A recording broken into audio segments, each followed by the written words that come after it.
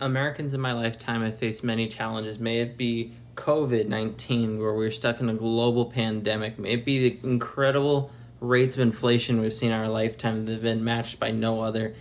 May it be the constantly changing bureaucracy we all live by. No, none of those are the biggest challenge my generation will face today. The biggest generational issue we'll have today is this right here: credit cards. Credit cards represent the biggest issue in modern American society, as they represent looming debt crisis. As you can see right now, Americans hold $1.2 trillion in past due credit card debt. That is an insane amount, a mind changing amount. Americans right now are so behind on debt that there's almost no hope of catching up without quickly changing the way we treat debt and the way we treat all of our financial needs. Consumerism is going to be the end of us if we don't change it now. Right now, 40% of Americans are using buy now, pay later services like Klarna. They're using it to buy normal household products, things that normally your like grandparents wouldn't even think about financing. Telling someone 40 years ago that you're financing a shoe would be mind-boggling.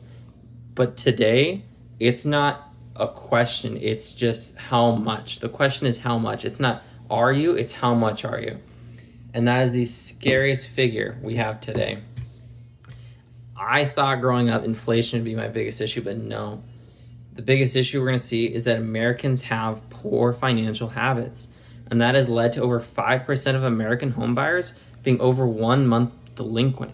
And that's something that we have to change now, or our biggest crisis isn't going to be a disease, it's not going to be war, famine, it's going to be, man, how are we as Americans going to pay our bills? And no one's going to help us but ourselves. If we want to get ourselves out of this issue, we need to change the way we think about finances. We need to stop thinking about electronics. We need to stop thinking, oh my gosh, latest and greatest, I need a brand new iPhone right now. We need to be thinking, man, I need something that's reliable. I need something that will support me. I need something that will last. We need to stop thinking short term and start thinking long term. But buy now, pay later services, they trick our brains into spending more. It's been proven that people who use buy now, pay later services actually spend more than those who are going to pay now, because due to these cards, we don't see the money changing. We don't see the dollars being handed over, the change being given up. All we see is a swipe of a card and we get our brand new iPhone. And that is training our brains to fall for this dopamine rush of buying and buying, consuming and consuming, but it's leading to a collapse that we cannot handle. The debt is becoming too big, and if we don't make a change, we never will. Another good thing would be like student debt. People don't realize colleges have given very similar quality service, very high quality service, but their prices have been growing 4 times faster than inflation prices. And so many Americans are in debt that we have $1.6 trillion in student loan debt, and 18% of Americans paying student loans are delinquent. And that is a staggering number. If delinquency keeps increasing at this amount, we could be looking on a debt crisis where so many people are defaulting that banks are starting to collapse. Normal items like this is just face cream.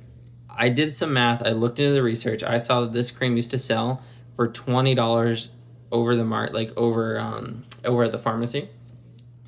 With insurance, it's $60 is what we paid for 1 tube.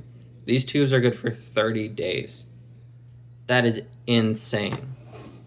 That is a 3 times price increase from the past. And that type of stuff is something we have to change now. We need to find better ways to handle the economy that we're forced to be in. We can't change the system, but we can learn to adapt to it and choose to be financially smarter so that way we can be financially independent. So when we need to buy creams or we need to buy medications, we have the money to. We need to stop focusing on the importances of technology and consumer goods and focus more on the things that actually will help us